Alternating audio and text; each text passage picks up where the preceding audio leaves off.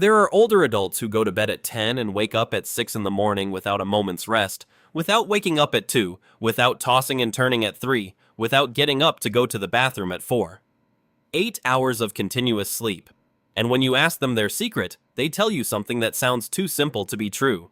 They do something with their legs for 3 minutes before getting into bed. Something they learned from a doctor, a physical therapist, or a video like this one. Something that costs nothing, requires no pills, and changes what happens inside their bodies during the night in a way that science is beginning to document with data that impressed me. A pilot study published in Complementary Therapies in Medicine measured heart rate variability in 42 adults before and after this position.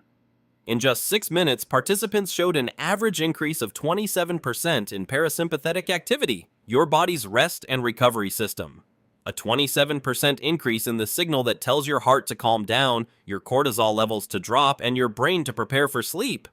It takes 6 minutes to activate your deep sleep mode, and you only need 3.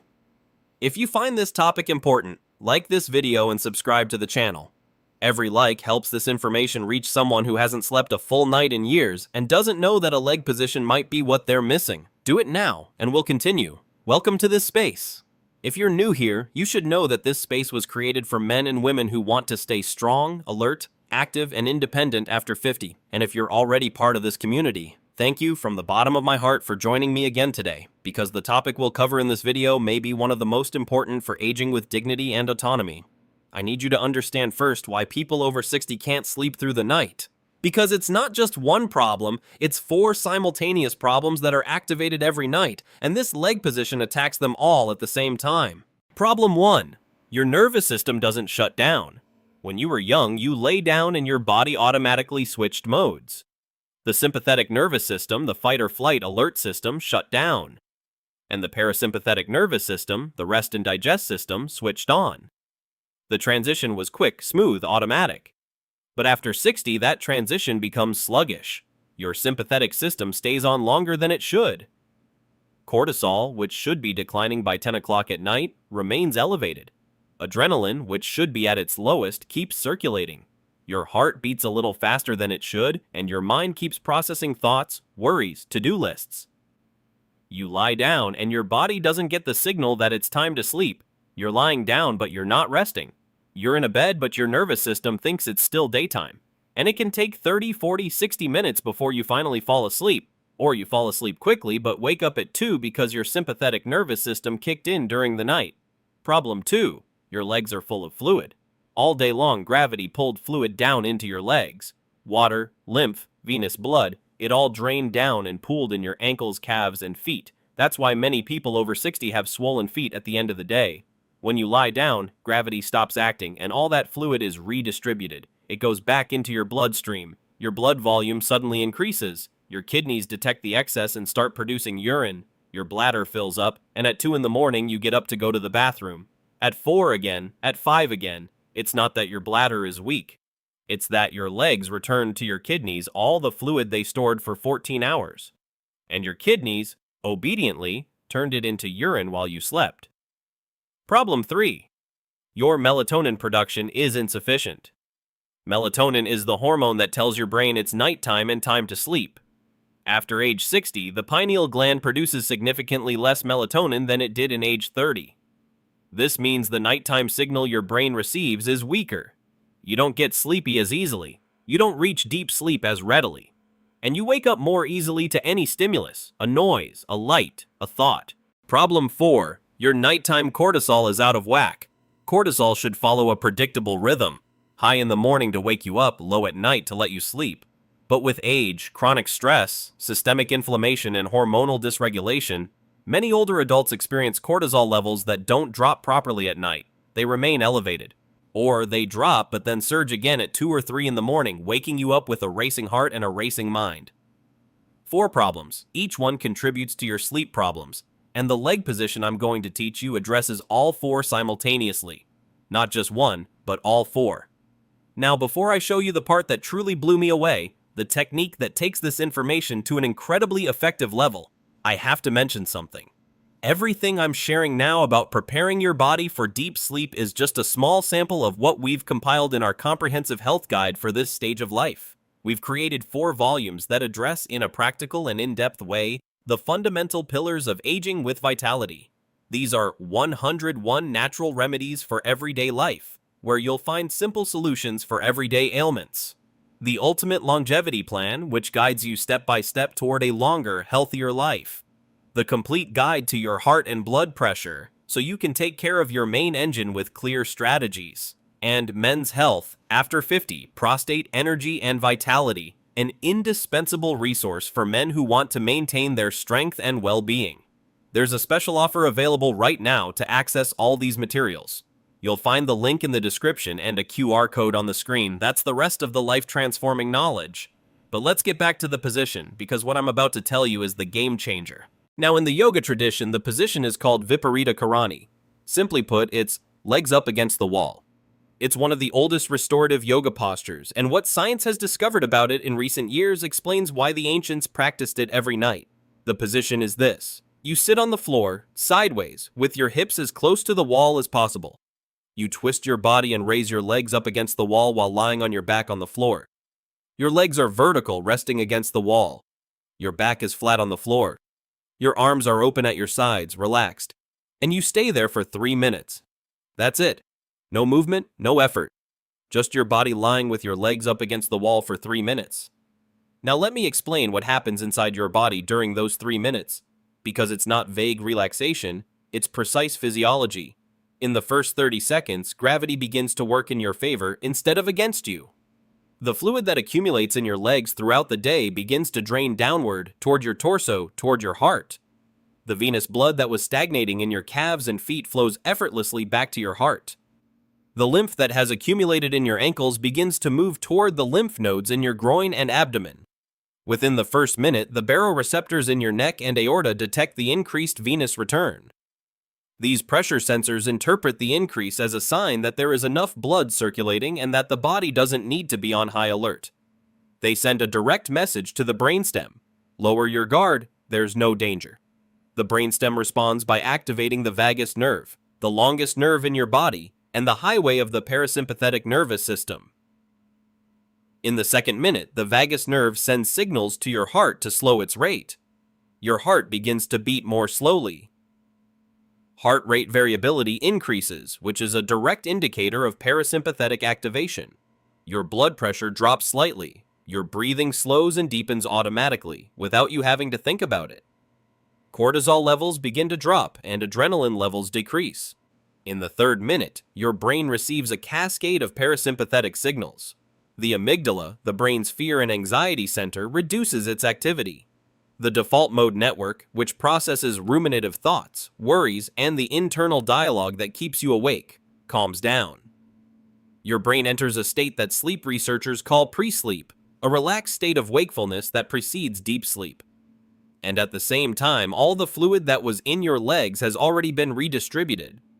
You can go to the bathroom once, empty what your kidneys processed during those 3 minutes, and get into bed with drained legs, an empty bladder, a parasympathetic nervous system, and a brain in a pre-sleep state. It's like doing a complete reset of your body right before falling asleep. And I need to explain why this position is fundamentally different from simply putting a pillow under your legs in bed.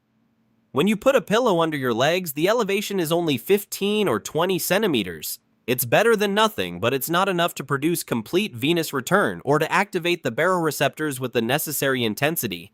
When you put your legs vertically against the wall, the elevation is 60 to 90 centimeters. The difference is enormous. At that height, gravity works at full force in favor of drainage. Every drop of blood and lymph in your feet moves toward your heart by the fastest possible route, straight down by the force of gravity.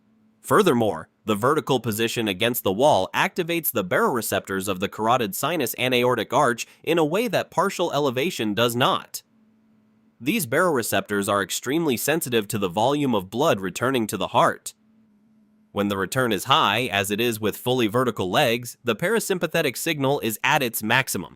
It's like the difference between gently touching a doorbell and pressing it hard. The signal that reaches the brain is proportional to the intensity of the stimulus. And there's an aspect that no one mentions. The position against the wall immobilizes your legs without muscular effort. You don't have to hold them up. The wall holds them up. That means your leg muscles can completely relax. There's no tension, no contraction. The blood vessels open to their maximum capacity because there's no muscle compressing them. Drainage is complete. If you try to raise your legs without a wall, you have to contract your muscles to hold them up. That contraction compresses the vessels, reduces drainage, and keeps the sympathetic nervous system active because your body is making an effort. The wall eliminates the effort, and the absence of effort is what activates the parasympathetic nervous system. That's why the wall isn't optional. It's part of the mechanism. Let me tell you about a patient. Let's call him Don Philemon. Philemon was 74 years old. He hadn't slept a full night in 6 years. He would fall asleep at 10. He would wake up at 2:30 to go to the bathroom. Then he would go back to sleep. He would wake up at 2:45, this time not to use the bathroom, but because he felt alert, his heart racing, for no apparent reason. He would toss and turn until 3:30 or 4 o'clock when he finally fell back asleep. And at 6:30, the alarm clock would ring. Philemon estimated that he slept about 5.5 hours in total, but in 3 or 4 short bursts, and those bursts included practically no deep sleep. He woke up tired every day. Fatigue was his constant companion. His wife told him he was irritable, his memory had worsened, and his feet were swollen every night. He had tried melatonin. He fell asleep faster but woke up just the same. He tried valerian? Nothing. He tried chamomile tea? Nothing. His doctor offered him sleeping pills. Philemon refused. When I explained the legs up the wall position and the science behind it, Philemon looked at me incredulously. Putting my legs up against the wall will make me sleep. I said, it won't make you sleep. It will prepare your body for sleep. There's a difference. Sleep isn't something you can force. It's something your body does when the conditions are right. And right now, the conditions aren't right. Your nervous system is on high alert when it should be resting. Your legs are full of fluid that will turn into urine at 2 a.m. And your cortisol isn't low enough to let you sleep soundly. This position corrects all 3 things in 3 minutes. Philemon started that night. He sat against the wall of his bedroom, put his legs up, and stayed there for 3 minutes with his eyes closed. Then he went to the bathroom, emptied his bladder, and went to bed. The first night, he woke up at 1:30 a.m. to go to the bathroom and again at 3:15 a.m. with his heart racing just like always. Philemon texted me. It didn't work. I told him, give it a week. Your nervous system has been in nighttime alert mode for 6 years. It's not going to reprogram itself overnight. On the 3rd night, Philemon woke up only once at 2:30, went to the bathroom, fell back asleep in 10 minutes, and didn't wake up again until 5:45. On the 5th night, he slept from 10:15 until 4:40 without waking. He got up to go to the bathroom and fell back asleep until 6:30, almost 8 hours with only 1 awakening. After 2 weeks, Philemon's average had dropped from 3 awakenings a night to 1, and that one was usually to go to the bathroom between 4 and 5, not at 12:30 as before. The fluid in his legs was draining before he went to bed, not during the night. But what surprised Philemon most wasn't the numbers, it was how he felt when he woke up.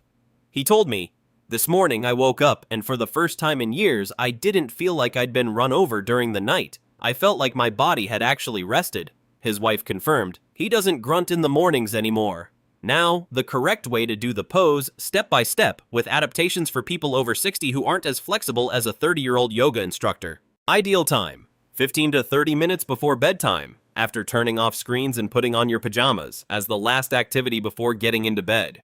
Preparation.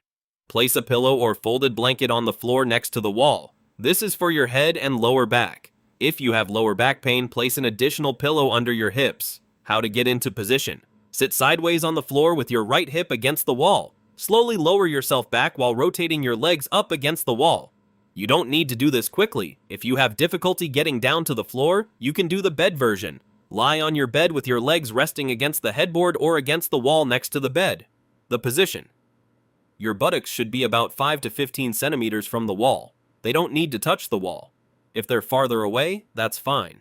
The important thing is that your legs are elevated above the level of your heart. Arms open to your sides, palms facing upward, shoulders relaxed, jaw loose. Breathing. You don't need to use a complicated breathing technique. Just breathe slowly and deeply through your nose. If you want to enhance the effect, make your exhalation longer than your inhalation. Inhale for 4 seconds, exhale for 6 to 8 seconds. This ratio activates the vagus nerve more effectively, but simply breathing naturally and calmly is sufficient. Duration. 3 minutes minimum, 5 minutes is ideal. No more than 10 minutes if you are over 70, because prolonged inverted positioning can raise intraocular pressure and cause discomfort in people with certain conditions. How to get out. Don't get up abruptly. Bend your knees. Put your feet up against the wall, roll onto your right side. Stay in the fetal position for 30 seconds, then use your hands to slowly sit up. A sudden change in posture can cause dizziness due to orthostatic hypotension. After this position, go to the bathroom, empty your bladder completely, urinate twice if you can, and get into bed. Your body is now in parasympathetic mode. Your bladder is empty, your legs are drained. The conditions for deep sleep are in place. Now take a deep breath with me, relax your shoulders, and remember this. Your age doesn't define your sleep, your past doesn't limit your future, and your body is still capable of amazing changes when it receives the right stimulus at the right time and in the right way. You are not broken, you are not fragile, and you are not too old to sleep deeply. Your body just needs the right conditions, and this position provides them. If you've made it this far in the video, it's because you care about your health and want to live with more energy, more independence, and a better quality of life. That's why in our comprehensive health guides, we share how diet, natural remedies, and simple habits can help you regain vitality, strengthen your body, improve memory, support circulation, and maintain your independence for longer.